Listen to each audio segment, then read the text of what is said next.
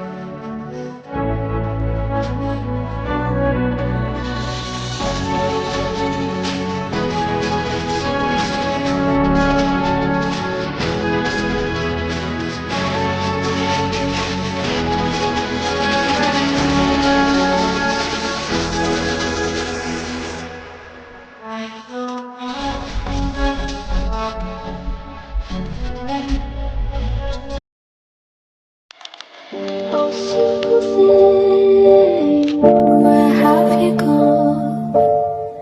I'm getting old and I need something to rely on. So tell me when you're gonna let me in. I'm getting tired and I need somewhere to begin. So get you up and going out of bed. Don't stay awake for too long. Don't go to bed. I'll make a cup of coffee for your head. I'll get you up and going out of bed. And I don't stay awake.